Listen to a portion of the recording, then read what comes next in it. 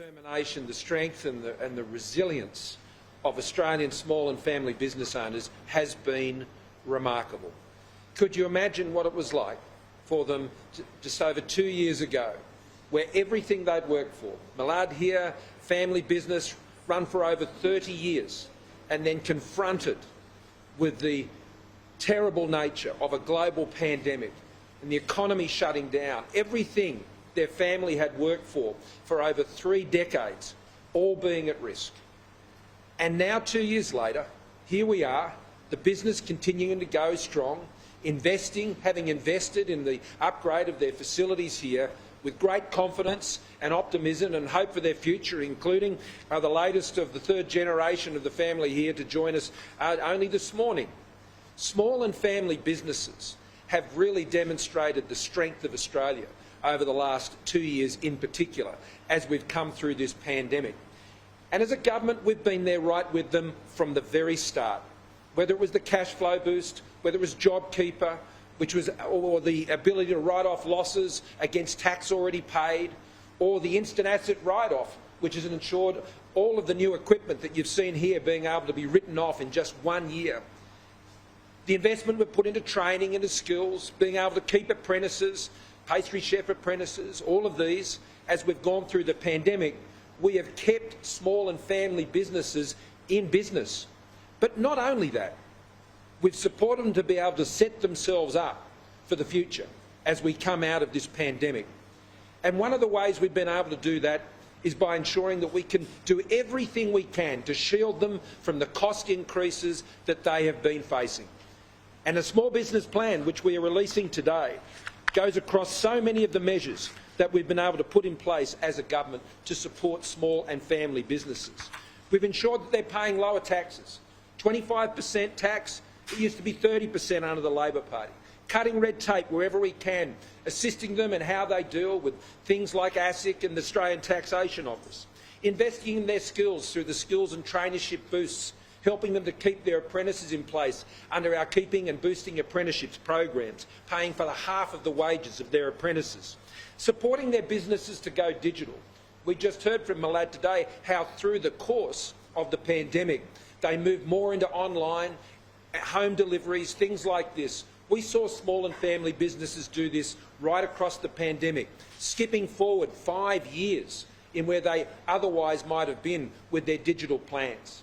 And under our digital plan for the Australian economy, they've been investing in the digitisation of their businesses, their payment systems, their e-invoicing, going to cloud accounting, all of this making their business easier to manage. It's always tough, but they get to spend more time doing the things that they're passionate about, the pastries they make here. The business, when people go into a small and family business, of course they do it to support their livelihood, but they also do it in an area they're passionate about.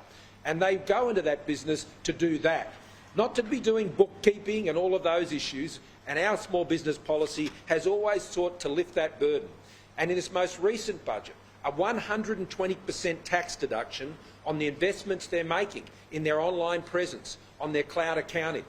The other thing we've done for small and family businesses and medium-sized businesses is ensuring they get paid on time.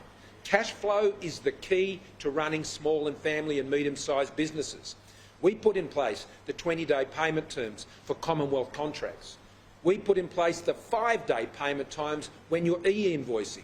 And we've put that same pressure on those who do business with the government, larger companies, and put that on the Business Council of Australia members, which they've worked together with us on to ensure that small and family businesses get paid on time. In addition to that, they're getting more access to government contracts. There's been a 43% increase in small and family businesses, medium-sized businesses, getting part of government work. One of the ways we've done that is we've been breaking the contract size down so small and family and medium-sized businesses can get a share, can actually put their best foot forward. And you know, they're usually more innovative, more nimble, able to meet the demands that we have, whether it's in defence contracting or the many other things that governments do. We're opening up new opportunities for them. We've been able to support them in how they've been able to access finance, particularly during the course of the pandemic. But one of the things that has been so critical is we've been helping small and family businesses get their energy costs down. Now, electricity costs for small and family businesses, they've fallen by about 10% in the last 2 years. That makes a big difference. But we need to keep helping small and family businesses with their electricity and their energy bills by supporting them through our $60 million Powering Business program, which is providing them with grants to put in and install in their businesses energy saving and energy management technology into their businesses, but also today $17.9 million for the Business Energy Advice program. Now, working out what's the best contract for you, working out what's the best ways that you can find to ensure that your business uses energy better. Because, you know, if you get the costs down for small and family businesses, consumers are the winners. The cost increases that they face, they'll get passed on.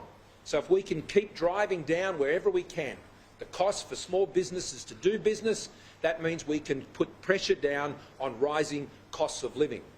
Small and family businesses, there's been 400,000 of them net created over the last 5 years. And we believe with this same plan, this plan that sets small and family businesses up for the future, we will see over the next 5 years another 400,000 of these small and family businesses created in this economy. And you know who some of the biggest participants in that will be? Those who have come to Australia and have been born overseas. Almost 10% of those who have been born overseas actually run their own businesses. In ethnic communities like right here, especially in Parramatta, where it's on display probably more so than anywhere else in the country.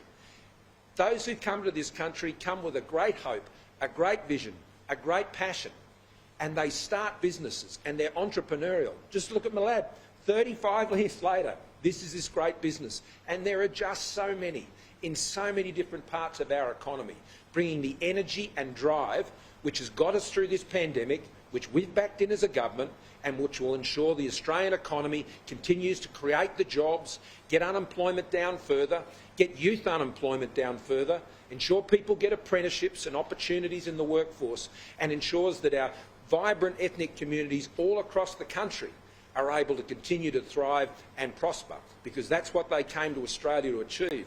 And as Malad and so many others demonstrate, that is what's happening under the policies that we have put in place.